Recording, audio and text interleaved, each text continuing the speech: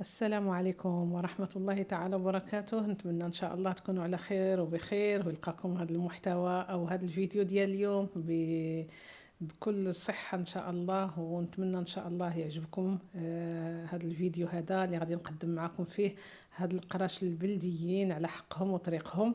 شوفوا تبارك الله كيفاش كيجيو من الداخل، راه كيجيو بنان بنان، وغادي ينفعوكم مع الضيوف ديالكم، مع وليداتكم، غادي ينفعوكم ان شاء الله في رمضان المقبل إن شاء الله. اللهم بلغنا وإياكم رمضان وجميع المسلمين يا رب العالمين. هاد القريشلات التقوية اللي كيجوا خفاف مفشفشين بحال القطن، راه كتشوفوا تبارك الله زوينين زوينين بزاف. وخاصة أنهم يعني فيهم واحد 3 الأنواع ديال الدقيق. أنا بس صوبتهم ومصوبين يعني بالدقيق ديال الشعير وديال الزرع، وكذلك بالدقيق القمح الصلب، وكذلك الدقيق للعجن يعني ديال الدقيق الابيض، ماشي شفورس ولكن دقيق ابيض عادي ديال العجن اللي باش كنعجنوا الخبز ديالنا اليومي. اذا هنا انا خديت فواحد لابول، هي كما كتشوفوا خديت الدقيق كما قلت لكم 4 الانواع: الشعير والقمح وكذلك ديال الزرع والدقيق ديال الابيض العادي باش كنعجنوا. وغادي نخلطهم هكا كاملين كما كتشوفوا. يمكن لكم تعجنوهم غير بيديكم عادي. انا هاد المره غادي نديرهم في الماكينه، اللي ما عنديش الوقت غادي نديرهم في الماكينه واحد، المهم واحد 3 ولا 4 ديال الدقائق لا اكثر. صافي هنا انا خديت هذيك الملعقه الخشبيه باش نحرك كل شيء.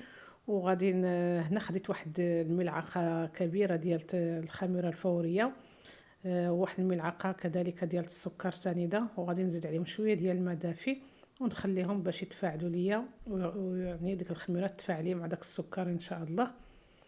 يمكن لكم تضيفوا ملعقه ونصف ديال الخميره الفوريه. انا هنا خديت غير ملعقه واحده، وزدت عليها هاد الساشي هذه اللي انا اصلا خدمت بها، راه كانت مفتوحه. ويمكن لكم يعني تستغناو على هاد الخميره ديال الحلوه، ديروا ملعقه ونصف يعني ديال الخميره الفوريه. هنا كما كتشوفوا درت القياس ديالي ديال الملحه، وهنا درت 4 ديال المعالق ديال السكر. وهنا المنسمات اللي غادي ندير غادي تشوفوهم. هذا قشر البرتقال او المنضرين اللي كنت درت معكم، شويه الزعتر، الصانوج، الزنجله الابيض وداك الاحمر والنافع وحبه حلاوه والبافو، وشويه ديال الكرويت كذلك. المهم هنا المنسمات كديروا نتوما اللي عجبكم، يمكن لكم ديروا الفاني، يمكن لكم ديروا اي حاجه نتوما كتبغوها. وهنا كتشوفوا انا عندي بيضه واحده فقط، خديت داك البياض ديالها وغادي تعجن مع الدقيق والمكونات، والاصفر غنخليه باش ندهن به. وهنا كما كتشوفوا عندي واحد تقريبا واحد نصف كأس صغير جدا فيه زيت مختلط بين زيت المائدة وزيت الزيتون. وهنا عندي كاس ديال الحليب اللي هو دافي. صافي كنخلط هاد المكونات كلهم، وغادي نضيف هذيك الخميره اللي تفاعلت لي مع قليل من السكر.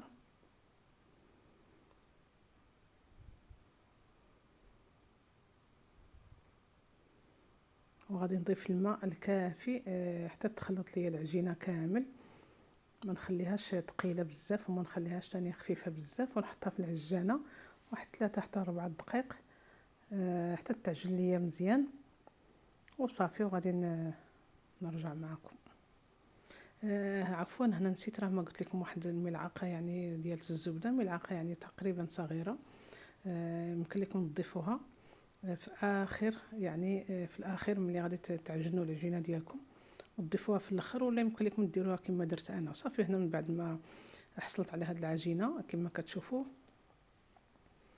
راه كتلتصق بالاصابع، غادي ندهن يدي بشويه ديال الزيت وغنخليها ترتاح واحد 2 حتى 3 دقائق، وان شاء الله باش ان شاء الله نكورها ونخرج منها قريصات. وهنا كما كتشوفوا راه خليتها واحد القليل يعني واحد 2 حتى 3 دقائق. صافي غادي نحطها على طاوله العمل، وغادي ان شاء الله نجيب واحد شويه ديال الزيت، ضروري ديروا الزيت هكا باش نجمعوا العجينه ديالتنا وباش نكوروا منها يعني دوك الكريات ان شاء الله. وكناخذوا واحد الطاوه اللي غنديروا فيها البابي كويسون، وغادي نديروا الكريات نتاعنا ان شاء الله او القريشلات ديالنا. صافي كنبقى ندهن يدي وغادي نقرص هذيك العجينه كلها. المهم كديروا نتوما الكريسات اللي بغيتو، انا درتهم ما صغارش ما كبار، يعني جاو يعني متوسطين كما كتشوفوا. راه العجينه رطبه، وهاد العجينه ديال القراشل راه ما كتبغيش تكون ثقيله، كتبغي تكون خفيفه. ما حدها هي خفيفه وما حدها هي كتجي مفشفشه وكتجي مزيانه. انا كما كتشوفوا دابا العجينه ديالتي راه فيها الدقيق ديال الشعير وديال الزرع والقمح والدقيق العادي. اذا كما كتشوفوا راه جا اللون تاعها شويه اسمر، ولكن راه زوينه وصحيه. هذا الدقيق هذا ما شاء الله، واخا ما غاديش تكون هي صحيه 100% لان فيها الخميره كيماويه والخميره الفوريه، لانه ما يمكنش نعجنوها بلا خميره. ولكن باقي المكونات راه كلهم ما شاء الله غنيين عن التعريف. صافي كنبقى هكا حتى كنستف كامل هذوك الوحدات اللي عندي، وغادي نقرصهم واحد شويه ونغطيهم بفيلم اليمونتير بهذا البلاستيك ونخليهم يخمروا واحد شويه. نتوما خلوهم يخمروا مزيان، انا راه ما خليتهمش يخمروا مزيان.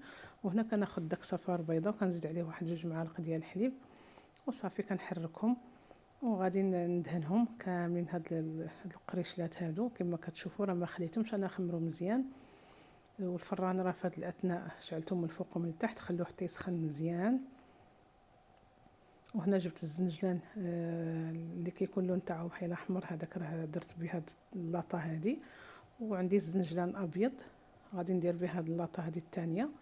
وصافي نتوما كتفنوا بداكشي اللي بغيتو، بغيتو ديروا اللوزي فيلي، بغيتو ديروا الكاوكاو، ديروا اي حاجه. وهنا من بعد ما طابوا ليا كنحصل على هذا اللون الذهبي ما شاء الله. شوفوا كيفاش كيجوا ما شاء الله، والريحه اللي طالعه منهم يعني بدوك الزرارع جاو زوينين تبارك الله، مفشفشين قطنيين. الفيديو راه شارح نفسه. هنا بغيت نفتح معكم وحده ولكن راه سخونين باقي. المهم خلوهم حتى كيبردوا واحد شويه، وصراحه هما راه كيتكالوا ما حدهم سخان تيكونوا احسن، وراه غادي ينفعوكم ان شاء الله في الكوتي في كلشي. راه دغيا كتوجدوهم، ما كياخذوش معكم واحد الوقت، فقط غير فاش كيخمروا واحد شويه على حسب الجو اللي عندكم في البيت، وراه غادي ان شاء الله تحصلوا على نفس النتيجه.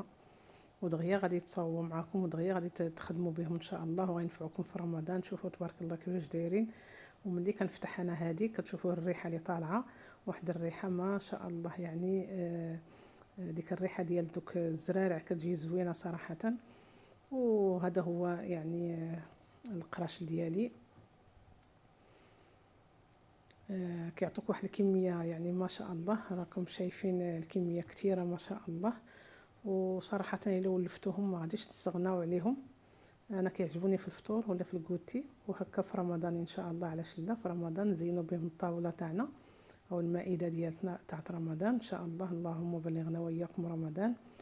ونتمنى ان شاء الله يعجبكم هذا الفيديو ديال اليوم، وإلا عجبكم ما تنسونيش من التعليق ديالكم وكذلك من اللايك ديالكم.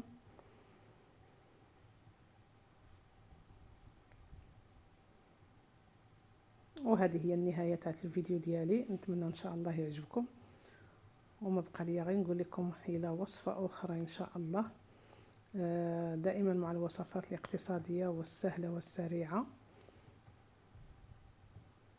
واللي كتكون يعني المكونات تاعها في كل بيت ان شاء الله. وما بقى لي غير نقول لكم دمتم في رعايه الله وحفظه، والى فيديو اخر، والسلام عليكم ورحمه الله تعالى وبركاته.